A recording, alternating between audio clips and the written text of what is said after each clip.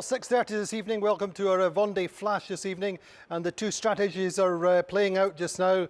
It's going to be Wednesday afternoon to find out who is going to finish on the podium of this Vendée Globe, but it's going to be incredibly close.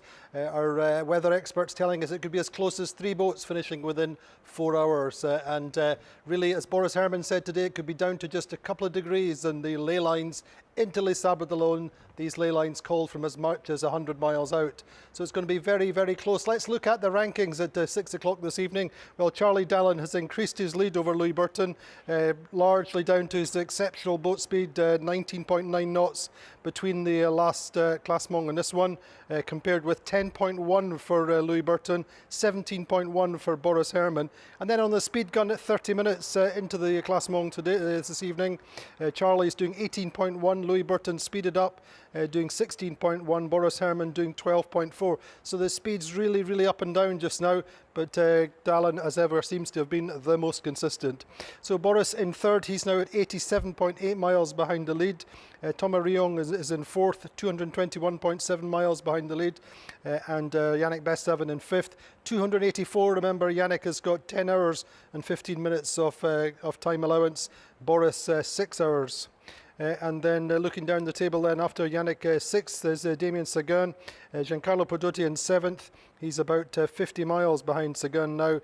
Jean Le Cam in eighth, 552 miles behind the leader, and so he's looking less likely to make the podium even with his 16 hours and 15 minutes of time recompense. Benjamin Dutroux in 9th, Maxime Sorel in 10th, and then Armel Tripon in 11th. He is 1,000 miles behind the leader, but he's going well. He's doing 14.9 knots, and this was Armel earlier in the day. Much more comfortable conditions on board l'Occitane en Provence. Salut à tous!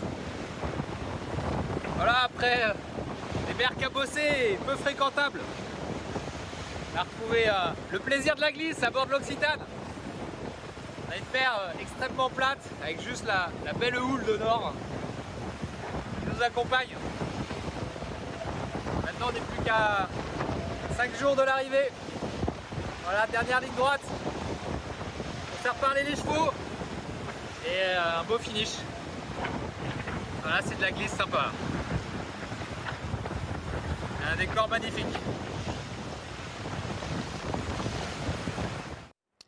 So great conditions there for Armel Tripon on board l'Occitane Provence.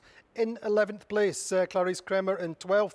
Roman Atanasio, as we saw earlier in the day, out of the doldrums over 48 hours at speeds less than 3 knots. He's now up to 10.9 knots and emerging into the north. Jeremy Bayou across the equator earlier on in the day and doing 7.9 knots, starting his little doldrums experience. He's doing, say, 7.9 knots in 14th place, and this is Jeremy celebrating his equator crossing earlier on in the day. On a passé l'équateur il y a quelques heures maintenant. Hop là. Un petit coup pour le bateau. Un petit coup pour l'océan, ouais. Et puis pour le skipper qui n'a pas démérité non plus.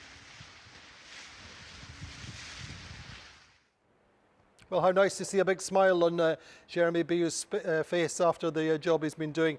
Restarting the race after 9 days after the fleet because of his technical problems and really starting to enjoy things a little bit, getting closer to home all the time on board the Charal. So he's in 14th, then the battle between Arnaud Boisset, Alan Rura, Kojiro Shiraishi all together. Kojiro Shiraishi on board DMG Morai Global 1 is going well this evening, doing 18.1 knots, very much in the best conditions for him with his reefed main and in the trade winds.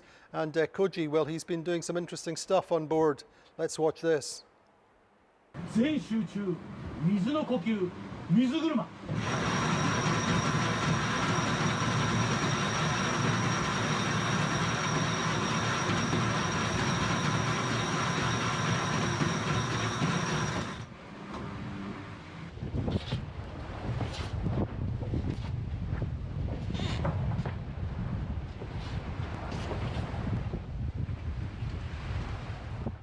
wants to watch the rigging with that, I'm quite sure. But Kojiro Shiraishi on board DMJ Morai 1 in 17th place, going well this evening. In 18th, Stefan Landerezong, Pip Hare and Didac Costa, all close together. Pip in 19th, doing 11.8 knots, Didac doing 12.4, and then Manu Kuzan.